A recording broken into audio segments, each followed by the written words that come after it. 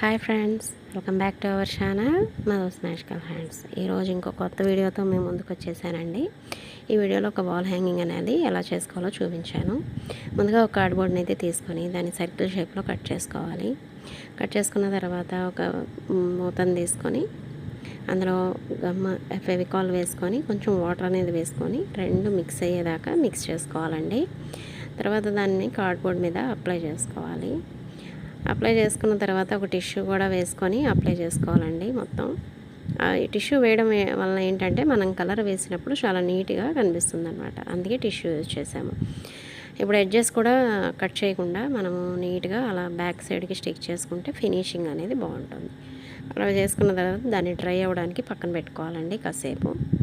ఈలోపు మనము దాని మీద ఫ్లవర్ అనేది చేసుకుంటున్నాము.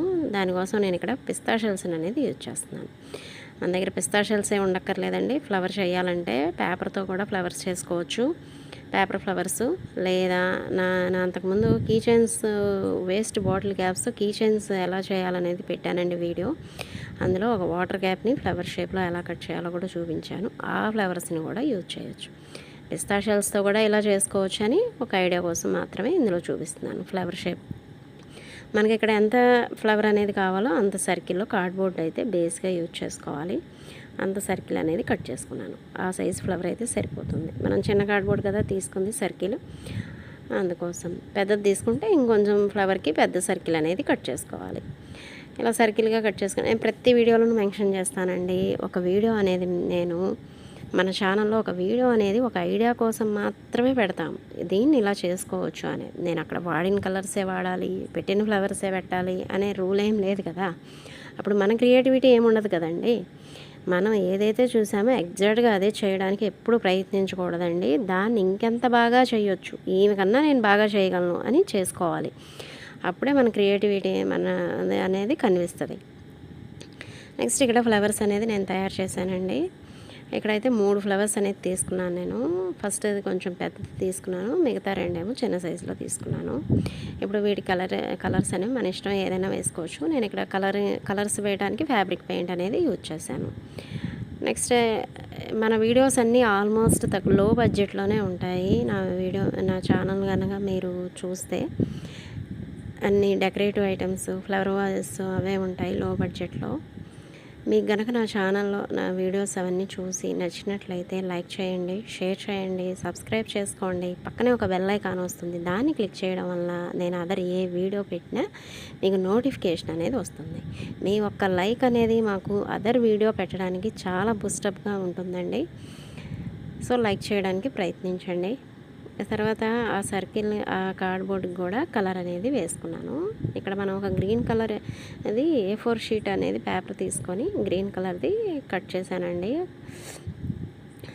రౌండ్గా సర్కిల్గా చేసుకోవాలి. ఒక రీఫిల్ని యూజ్ చేసి అయితే చేశాను నేను. అది కొంచెం బ్రాంచెస్ లాగా పెట్టడానికి అనమాట. ముట్టి ఫ్లవర్స్ పెడితే బాగోదు కదండి, కింద కొమ్మల్లాగా కూడా పెడితే బాగుంటుందని చెప్పి అలా కట్ చేశాను. ఒక హౌస్ షేప్లో ఒక కార్డ్బోర్డ్ని అయితే కట్ చేసుకొని హౌస్ షేప్ అనేది ఇచ్చేసాము. నా దగ్గర ఏది ఉంటే అది వాడతానండి. కలర్సే వాడాలని ఏం లేదు. అది కార్డ్బోర్డే కదా. నేను క్రయాన్స్ వాడాను, ఇక్కడ స్కెచ్ వాడాను. మా పాపది white colour, sky blue colour. నా దగ్గర ఫ్యాబ్రిక్ పెయింట్స్ లేవు.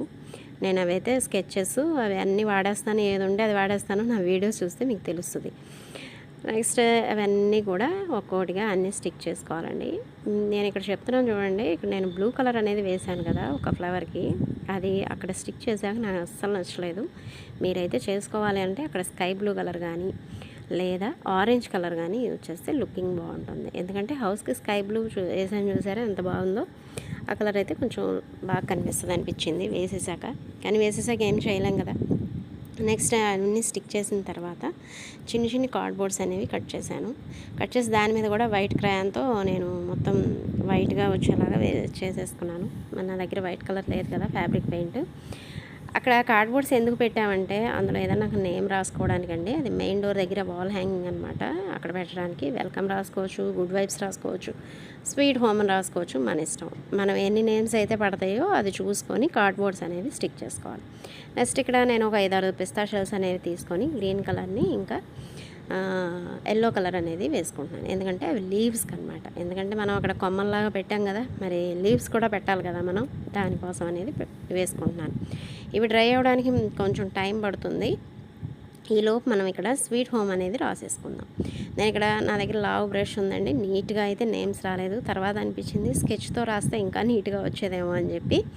మీ దగ్గర స్కెచ్ ఉంటే స్కెచ్నే యూజ్ చేయండి, ఎందుకంటే అది వాష్ చేయం కదా, కార్డ్బోర్డ్ కదా, స్కెచ్తో రాస్తే సరిపోతుంది. నెక్స్ట్ అవన్నీ డ్రై అయిపోయినాయి. ఇవన్నీ నేనైతే స్టిక్ చేసేస్తున్నాను.